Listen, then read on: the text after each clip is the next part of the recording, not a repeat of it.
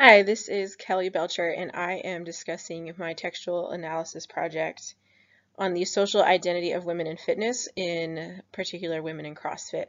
And I'm going to do that by examining the social community and the text in Instagram posts regarding CrossFit and women's fitness. Social identity theory was first developed by John Turner and Henry Tajfel. It follows the premise that individuals define their own identities about social groups and that such identifications work to protect and bolster self-identity. I'm going to look in particular at social identification and social comparison within the CrossFit community and with women.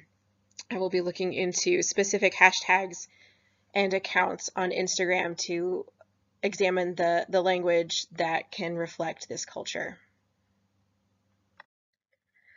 Of all of the fitness-related hashtags in Instagram, I chose to look specifically at Fitspo, which has over 60 million posts, which I did not all go through, and the other CrossFit Girls, which is going to be CrossFit-related posts more targeted towards women. And I also looked into Katrin Davidsdottir, who is one of the fittest women in the world. She's Icelandic and has won the fittest woman on earth a couple times and has over 1 million followers. This was one post that was particularly interesting to me because it actually classified under both hashtags for Fitspo and for CrossFit Girls. And I feel like it shows a distinction of, in essence, what I end up finding and what I'm going to pull back again with my conclusion. It states that CrossFit has created one of the strongest platforms that girls and women are proud of, not simply what their body looks like, but what their body can do. And we're going to talk about the difference between that and how I found that to be the case with just these Instagram posts. Next, I wanted to show an example of a CrossFit Girls hashtag that I was really impressed with. In that I went through all 32 comments of this post, and every single one was something positive. And there was no shaming. There was clearly a sense of pride and community in acknowledging that CrossFit is for every person and that it is all about you and your hard work and your goals. And I wanted to show this one as a direct contrast as another top hashtag. This one was under the Fitspo hashtags, and I saw a lot of posts very similar to this in that the build is very different of the women being featured and the comments are very different. It's very much aesthetics. It's very much focused on what somebody looks like, very complimentary in just physical appearance. This is another post that was very similar to the last one, another example that there's a lot of focus in these Fitspo ones on when going into Instagram on my browser and putting in the hashtag of Fitspo, there is a grouping of posts that show up as the top post and then as the most recent. And when you refresh your browser, these recent posts change constantly. And so I took a few shots of what I was seeing. And all of these are examples of any variety of posts that were there, but I came to see that they kind of represented the norm of what was under Fitspo. And here we have groupings of recent posts and some top posts of CrossFit Girls.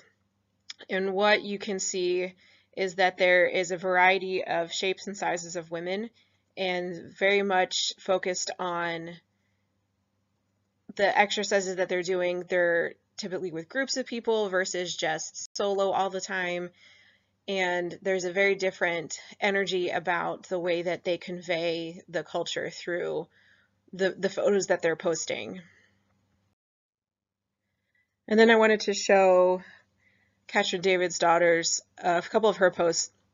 She has hundreds of posts, but I pulled some of her two most recent posts to show that the community is not just on a local level, that this woman gets a lot of support. A lot of her comments are women seeking advice for exercises, and they're not a lot of posts about what she looks like.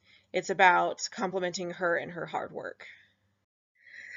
The conclusion that I found through going through the hundreds of Instagram posts and comments and hashtags, etc., was that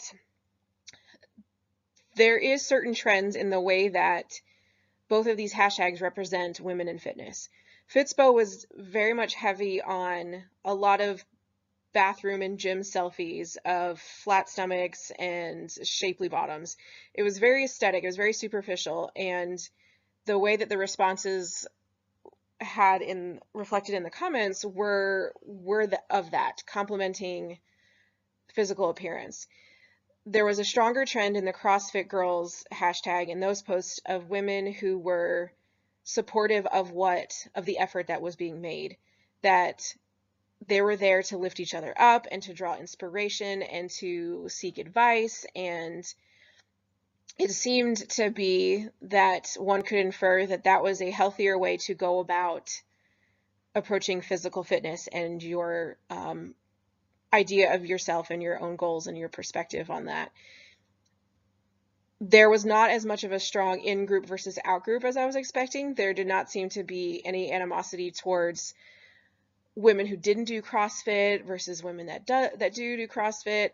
It seems to almost be more of a male weightlifting rivalry. There doesn't seem to be as much within the female community. I did see more of men talking about the lifting in traditional sense versus CrossFit. And in general, I felt both were an overall positive community. There was still the majority of these comments and the interaction with these people that were posting was positive. It was uplifting, it was encouraging, it was giving women support and encouragement for whatever they were posting. And I think that's the most important thing, is that people can feel like they can lean on others, and that they know that they're not alone in their journey or in their struggles. And I think that that in itself can give a really positive spin on physical fitness.